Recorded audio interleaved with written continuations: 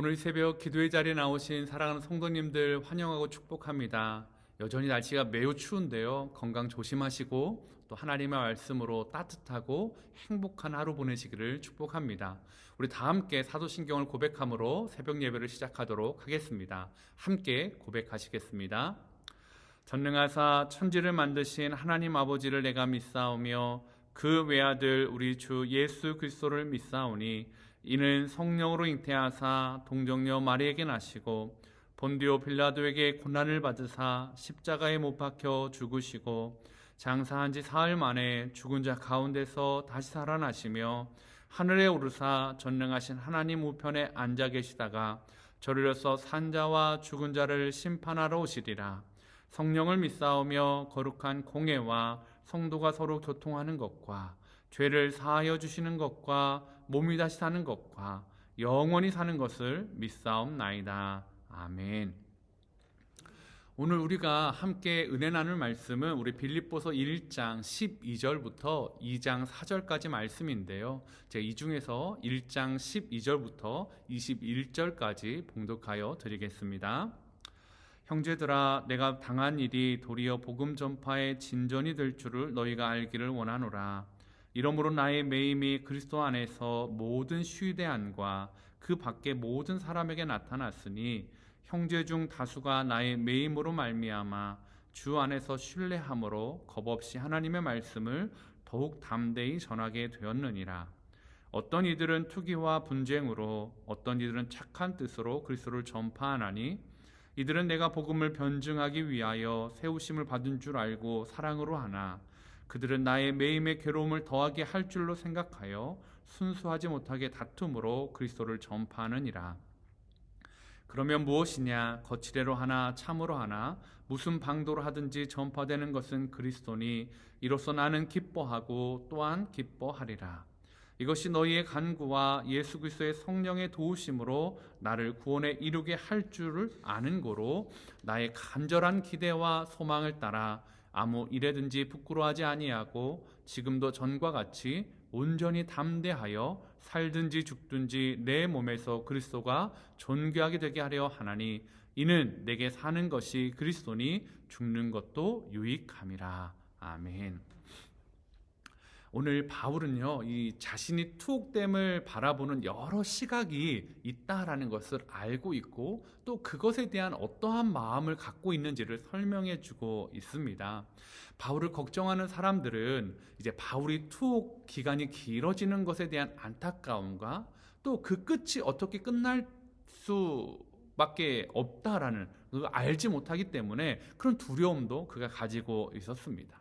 이로 인해서 복음이 또 복음 전파됨이 위축될 것이라고 생각하는 사람들도 많이 있었습니다. 그러나 실상은 어땠습니까? 바울은 그렇게 이야기하지 않습니다.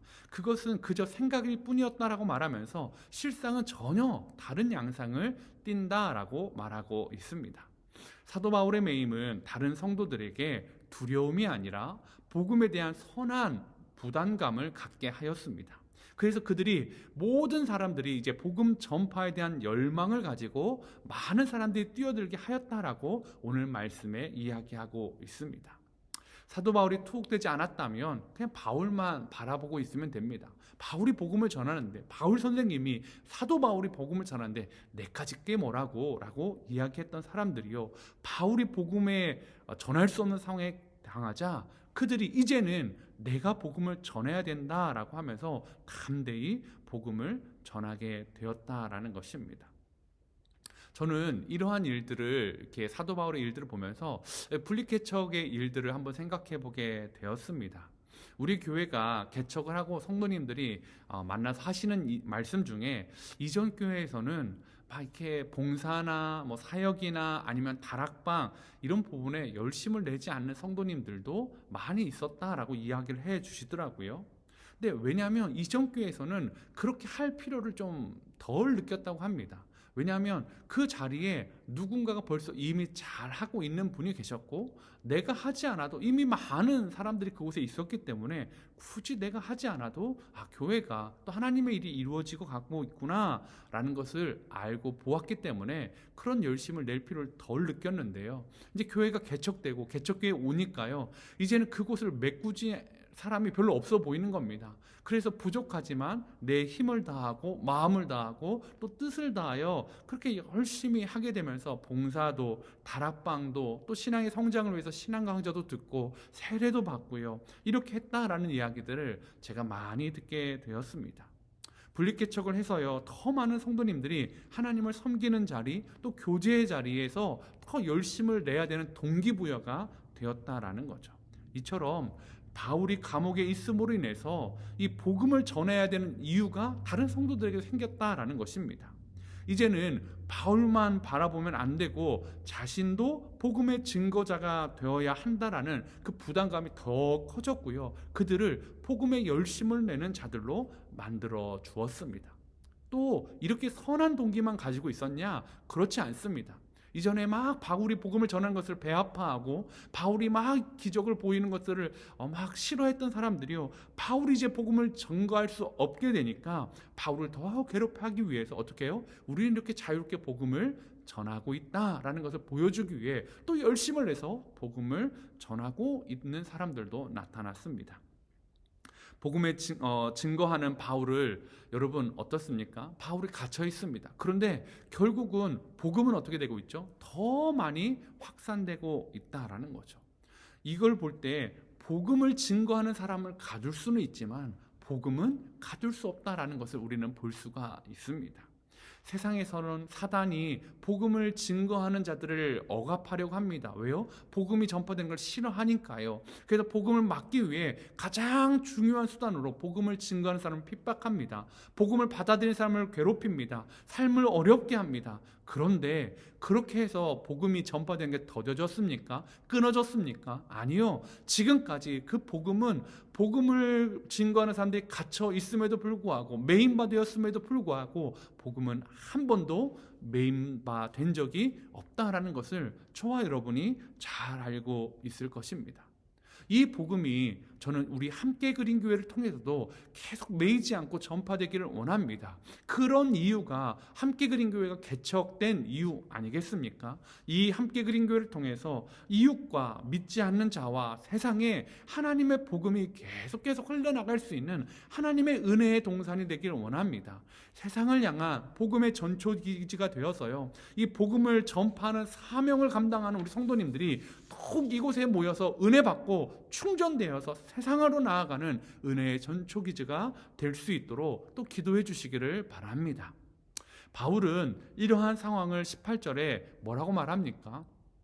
자신이 이렇게 매여 있어요. 그런데 복음은 증거돼요. 누구는 바울을 위해서, 하나님의 나라를 위해서, 누구는 바울을 괴롭히려고 이렇게 증거되는 이 상황에 대해서 바울은 18절에 자신의 심정을 이렇게 고백합니다. 기뻐하고 또한 기뻐하리라. 여러분, 뭐가 기쁠까요? 또 뭘 기뻐할 수 있는 게 뭐가 있습니까? 지금 감옥에 있다니까요. 오랜 세월 감옥에 갇혀 있습니다. 영어 성경에는 이 의미가 좀 더 잘 나옵니다. I rejoice. Yes, and I will continue to rejoice. 뭐라고요? 번역하면 이런 겁니다. 나는 지금 기쁘다. 감옥에 있는데 기쁘다는 거예요. 근데 그것만으로 끝나지 않습니다. 그리고 앞으로도 계속 기쁠 것이다. 여러분, 바울은 지금 감옥에 투옥된 상황에서 기뻐한다고 말합니다. 그리고 앞으로 어떤 상황? 자신이 더 어떤 고난을 받을지, 어쩌면 자기의 생명이 어떻게 위협받을지 알 수 없지만 나는 계속해서 기뻐한다라고 말하고 있다라는 것입니다. 무엇 때문에 그럴까요? 자신의 상황 때문입니까? 아닙니다. 자신의 상황은 불안하고요, 두렵고요, 암울합니다. 근데 무엇 때문에 기뻐합니까? 복음이 증거되는 것 때문에 그 바울은 기뻐하고 있다라는 것입니다. 바울에게 기쁨의 감정을 주는 것은 자신의 형편의 나아짐, 자신의 안전, 그런 것이 아니라 복음의 전파였습니다. 더 나아가 바울은 더 극단적으로 이렇게 이야기합니다. 20절, 21절에서 자신은 살든지 죽든지 그리스도가 존귀하게 되게 하려고 한다고 말하면서요, 자신에게 사는 것은 그리스도니 죽는 것도 유익하다라고 말하고 있습니다. 성도 여러분, 어떻게 바울은 이러한 태도를 가질 수 있었을까요? 저는 바울이 다메섹 도상에서 예수님을 만나고 삶의 목적이 완전히 달라졌기 때문이라고 말씀드리고 싶습니다. 삶의 목적이 바뀐 바울은요, 삶의 태도, 삶의 애티튜드가 완전히 달라졌습니다. 그래서 오늘 바울은 자신의 안전과 자신의 삶의 어떤 무엇인가가 아니라 정말로 주님을 위하는 삶으로 삶의 모습이, 관점이, 시각이, 태도가 완전히 바뀌어진 것입니다. 근데 이러한 바울의 모습을 보면서 도전도 되지만 어떤 마음이 있습니까? 저와 여러분 안에 위축되는 마음도 분명히 있을 것입니다. 바울은 그렇게 변했는데 왜 나는 여전히 바울처럼 그렇게 변화된 삶을 살지 못하고 누리지 못하고 고백하지 못할까? 그렇다면 우리가 바울처럼 변화된 삶을 모습을 갖기 위해서 해야 될 것은 바로 삶의 목적을 다시 점검하는 것입니다. 나는 내 중심이 아니라 하나님 중심으로 살아가는 것, 그런 사람이다라는 것을 늘 고백해야 된다라는 것입니다.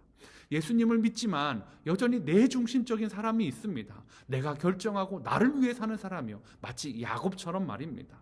그런데요, 여러분, 그런 사람들은 내가 좋아지고 내 삶의 형편이 좋아지고 내가 형통하면 기뻐합니다. 그런데 복음이 증거되는 것은 덜 기뻐할 수 있죠. 그런데 삶의 모습이, 삶의 목적이 완전히 바뀐 사람들 어떡합니까? 나의 형편과 상관없이 복음이 증거되는 일에, 하나님이 기뻐하시는 일에 나도 같이 기뻐하는 그 은혜를 바울처럼 누릴 수가 있다라는 것입니다. 여러분, 저와 여러분은 어떻습니까? 하나님의 중심으로 살아가고 계십니까? 아니면 하나님을 믿는다고 하면서도 여전히 나 중심으로 살아가고 있지는 않으십니까? 오늘 우리의 기쁨이 하나님을 사랑하는 것, 하나님의 나라가 증거되는 것이기를 원합니다. 우리의 기쁨을 위해 하나님이 있는 분이 아니라요, 우리가 하나님을 기쁘시게 하기 위해 존재하는 자임을 꼭 우리는 기억해야만 한다라는 것입니다. 그래서요, 오늘 저는 이 2023년을 마무리하는 이 12월에 오늘 여러분의 기쁨은 무엇인지를 한 번 더 점검해 보길 원합니다. 혹시 여러분의 삶 가운데 아직 이루고 싶은 간절한 소원이 있으십니까? 그 소원은 하나님의 기쁨입니까? 여러분의 기쁨입니까? 여러분, 무엇이 남겨져 있습니까? 너희는 먼저 그의 나라와 그의 의를 구하라는 그 예수님의 말씀을 기억하십시오. 우리가 하나님의 나라의 영광과 복음 전파와 그것을 기뻐한다면 하나님은 우리의 기쁨을 분명히 따라오게 하실 분이라고 저는 믿습니다. 오늘 저와 사랑하는 함께 그린 성도님들이 세상에 묶여있는 사람들, 세상에 일희일비하고 세상에 형통함에 묶여있는 사람들이 아니라 아무것도 우리를 묶을 수 없는 하나님의 사람으로 살아가는 그 은혜를 누리길 원합니다. 사랑하는 성도님들, 올 한 해도요, 참 많이 애쓰셨습니다. 주님을 위해 달려오다 보면 넘어지기도 하고요, 다시 일어나서 달려오기도 하고요. 근데 한 해를 마무리하고 보니까 세상의 눈으로 보면 여전히 답답한 상황들, 해결되지 않은 상황들, 두려운 상황들이 분명히 눈에 앞에 있을 수도 있습니다. 근데 그때에 새로운 바울이 보았던 시각이 열려지길 원합니다. 나는 지금 기쁘다. 그리고 앞으로도 계속 기뻐할 것이다 라는 그 고백처럼 여전히 상황은 똑같을 수 있지만 하나님 때문에, 복음 때문에, 예수님 때문에, 십자가 때문에 그 기쁨이 아무도 빼앗아갈 수 없는 저와 여러분 되시기를 축복합니다. 그 기쁨을 가지고 오늘 하루도 행복하게 살아가는 우리 함께 그린 교회 성도님 되시기를 축복합니다. 함께 기도하시겠습니다. 사랑하는 주님, 감사합니다. 오늘 바울의 모습을 보게 됩니다. 하나님, 바울의 상황은 여전히 힘들고 아픔 불투명하지만 그는 나는 기쁘다, 그리고 앞으로도 계속 기쁠 것이다 라고 말하고 있습니다.